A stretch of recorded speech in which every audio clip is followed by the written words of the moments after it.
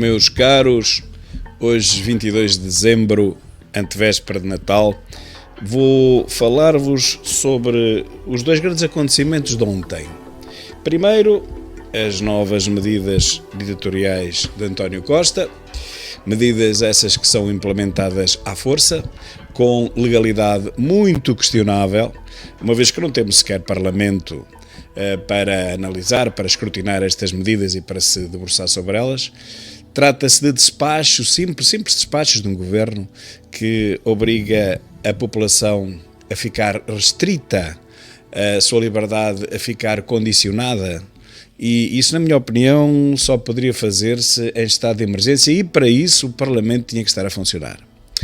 Tudo isto, que antigamente era obrigatório e sem o qual nada se podia fazer, tudo isto foi descartado. Neste momento Costa e meia dúzia de ministros, meia dúzia não, são muitos, meia dúzia de ministros fazem o que querem deste povo e deste país, e ninguém aparece nas televisões a questionar coisíssima nenhuma, nem a doxa.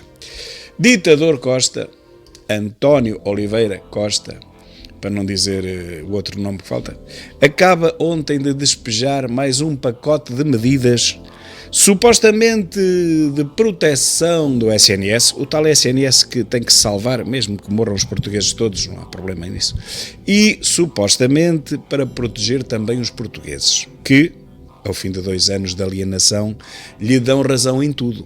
Quanto mais ele lhes restringir a sua liberdade, mais os portugueses gostam de Costa. Parece, pelas sondagens. Há aqui uma paranoia em que o português quer mesmo, é ditadores, não quer democracia rigorosamente nenhuma, andamos todos enganados. Mas Costa, na sua forma ditatorial, ontem, sozinho, sem Parlamento, está dissolvido pelo Presidente, sem o próprio Presidente, sem consultar rigorosamente ninguém, arbitrou medidas saídas da cabeça dele ou da cabeça de alguém, não se sabe. Bom, estas medidas são altamente lesivas tanto da liberdade em geral, como acima de tudo dos mesmos. Aqueles que há 2 anos têm sido sempre prejudicados pelas arbitrariedades das medidas de Costa, que pelos vistos não dão resultado nenhum, porque afinal de contas ele continua sempre cheio de medo e a incutir pânico em toda a população a cada Natal que passa. Então, são as unidades hoteleiras, é no fundo a restauração e acima de tudo os bares e discotecas. Porque é que Costa tem a coragem de fechar bares e discotecas, não tem receio nisso? 19 meses fechados, agora deixou-os abrir 1 mês ou 2 e volta a fechar outra vez? Eu explico já essa parte e a partir daqui toda a gente percebe o resto. Até a Doxa percebe o resto. É que quem frequenta os bares e discotecas são jovens e a maioria esmagadora dos jovens não vota. Aqui está a grande margem de abstencionismo. Os jovens ainda não votam. Apesar de indrominados todos os dias nas escolas pelo novo marxismo cultural da suposta extrema-esquerda, a verdade é que eles nem assim votam. E, portanto, não há grande perigo em fechar-se as discotecas nem os bares. Eles não votam. Eles berram, é verdade que berram, mas depois vão juntar-se todos em casa uns dos outros, vão fazer o pior possível, que é, se um deles estiver infectado, todos os outros ficam infectados, como aconteceu ano passado, mas isso não interessa nada, porque isso não é público, não se vê, ok? O que é problema para Costa é aquilo que pode ser visto, aquilo que é público, porque isso pode roubar votos, e pode roubar muitos votos. O único objetivo de António Costa com estas medidas, meus caros, com esta antecipação e com as próprias medidas em si, mais uma vez digo, sem chancela de ninguém, é não perder as eleições do próximo dia 30. Não há outra intenção, meus caros. Quer lá ele saber do SNS, quer lá ele saber das infecções, ainda por cima, esta variante não mata quase ninguém, não quer saber disso para nada. Ele quer é não perder as eleições do dia 30. Todas estas medidas são puramente eleitoralistas. Nada mais. É claro que ele tem na sua mão uma esmagadora maioria da população idosa e em pânico, em permanente pânico, há 2 anos em pânico. Uma parte até já morreu, mas os que ainda não morreram estão em pânico. Vê-se não só nas televisões, porque eles também só entrevistam e só põem no ar quem lhes apetece e quem lhes interessa, mas vê-se na rua. De uma forma geral, os idosos concordam com isto. Quanto maior a liberdade eles retirarem, mais os idosos concordam. Quanto menos liberdade eles virem na rua, mais eles ficam satisfeitos e seguros, sentem-se seguros, entre aspas. Mas depois nós falamos com as pessoas e vemos que não é bem assim. E falamos com as pessoas e vemos que as sondagens não estão a dizer a verdade. Toda a gente está, de uma maneira ou de outra, contra estas novas medidas, porque já percebemos todos que tanto faz estar vacinados como não, tanto faz usar máscara como não, tanto faz guardarmos distâncias de segurança como não, porque ao fim e ao cabo os números aumentam sempre quando têm que aumentar e diminuem quando têm que diminuir. É esta a percepção de toda a gente e cada vez mais. Portanto, meus caros, estamos a falar de eleitoralismo e nada mais do que isto. Segundo ponto, a TAP. Bom, Pedro Nuno Maserati veio ontem embandeirar em arco, dizer que teve uma grande vitória pessoal, portanto já pode ser candidato a primeiro-ministro, não é? Deus nos salve, Deus nos livre.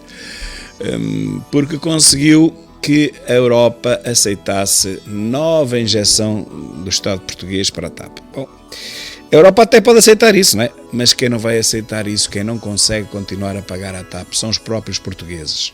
Estamos a falar de 3.200 milhões que vão ser injetados na TAP. E a maioria é do Estado ou com o aval do Estado. Mas a esmagadora maioria é mesmo do Estado. Apenas menos de 1.000 milhões, 990 milhões, será o empréstimo que a TAP irá procurar nos mercados estrangeiros e desde já quero dizer-vos que não vai ninguém investir na TAP um cêntimo, quanto mais 990 milhões. A TAP acabará por ser comprada pela Lufthansa, na melhor das hipóteses, ou por uma outra companhia aérea marreca, com base aí no paraíso fiscal, ou um grupo, fundos de investimento e tal. Portanto, à TAP não resta outra alternativa, no outro remédio, senão diluir-se numa outra companhia maior, ou simplesmente acabar. Porque isto vai ser um novo banco, vai ser um novo BPN.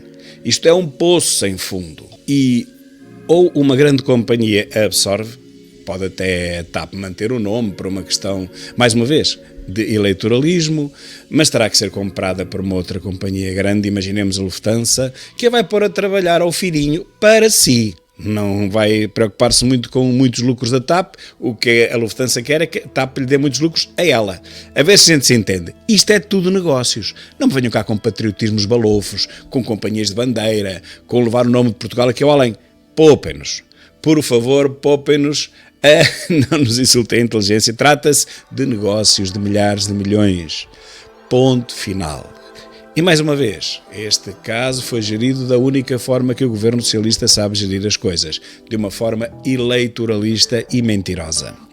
Asseguram-nos que a TAP fica portuguesa, que a TAP é uma companhia de bandeira, que a TAP isto, que a TAP aquilo, afinal de contas a TAP para sobreviver terá que ser anexada, terá que ser vendida a alguém, que poderá deixar até ficar o nome como uma condição, mas que será sempre propriedade de outra grande empresa de aviação.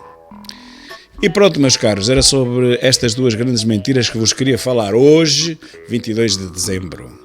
Ontem fomos bombardeados com estas duas grandes mentiras, das maiores que nos foram contadas. Primeiro, as novas medidas que vão salvar toda a gente e que não vão fazer rigorosamente efeito nenhum, a não ser enterrar ainda mais 300 e tais discotecas, empresas, que é o número de discotecas cá em Portugal.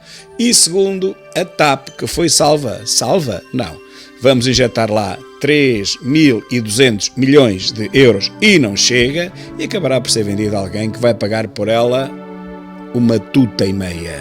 A TAP vale uma tuta e meia porque vai já com um passivo de 3.200 milhões de euros, fora o que já tinha. Portanto, ninguém vai cobrir este passivo. Nenhum português vai reaver um cêntimo dos milhares em impostos que já meteu sem querer, claro, nesta TAP que não tem futuro rigorosamente nenhum. A não ser que seja vendida, claro, como digo, por uma tuta e meia. Em vez de chamar TAP, poderia passar a chamar-se Tuta. E já agora, se eu não fosse candidato a deputado, dir-vos-ia quem são os filhos que têm arruinado tanto Portugal como a TAP nas últimas décadas. E acreditem que são filhos de algo que rima impecavelmente com Tuta.